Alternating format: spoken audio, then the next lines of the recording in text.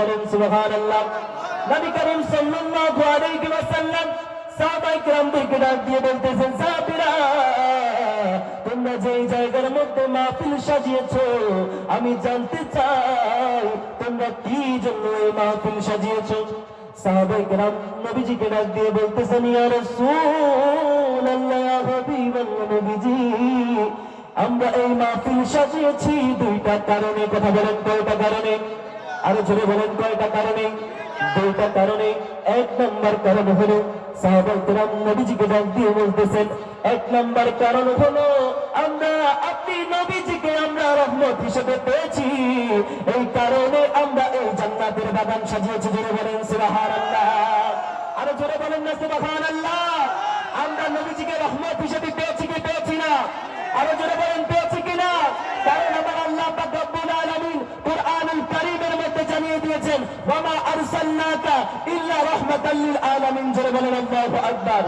আমার আল্লাহ পাক রব্বুল আলামিন কুরআনুল কারীমের মধ্যে জানিয়ে দিয়েছেন, সমস্ত সৃষ্টিজনক জগতের জন্য আমার আপনার হাবিবকে রহমত হিসেবে প্রেরণ করেছেন। জোরে বলেন না সুবহানাল্লাহ। তাহলে সেই রহমত পেয়ে সাহাবায়ে কেরাম মাহফিল সাজিয়েছে। তখন নবী করিম সাল্লাল্লাহু আলাইহি ওয়াসাল্লাম সাহাবায়ে কেরামদেরকে ডাক দিয়ে বলতেছেন, ও সাহাবীরা দুই নাম্বার কারণ কি? তখন সাহাবায়ে কেরাম নবীজিকে ডাক দিয়ে বলতেছেন, ইয়া রাসূলুল্লাহ, ইয়া হাবিবাল্লাহ, নবীজি দুই নাম্বার কারণ হলো আল্লাহ পাক রব্বুল আলামিন আমাদেরকে হেদায়েত দিয়েছে, এই কারণে আমরা এই জায়গার মধ্যে মাহফিল সাজিয়েছি। জোরে বলেন সুবহানাল্লাহ। তাহলে এই মাহফিল আমরা সাহাবায়ে কেরামদের থেকে পেয়েছি। কথা বলেন ঠিক কিনা? আরো জোরে বলেন ঠিক কিনা? তাহলে এই মাহফিলের দরকার আছে না নাই? আরো জোরে বলেন দরকার আছে না নাই? এই মাহফিল সাহাবায়ে কেরামদের থেকে এসেছে। আপনি অন্য জায়গার মধ্যে দান করবেন, আপনি টাকা খরচ করবেন, দুনিয়ার পিছনে টাকা খরচ করবেন, এগুলো আল্লাহ পাক আপনার কাছ থেকে হিসাব নেবে। কথা বলেন ঠিক কিনা?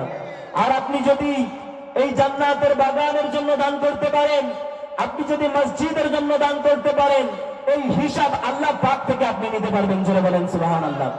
একদিন বলতে পারবেন, রব্বুল আলামিন আপনার হাবিবের জান্নাতের বাগান সাজানো হয়েছিল, যেই জায়গার মধ্যে আল্লাহ পাকের কথা হয়েছিল,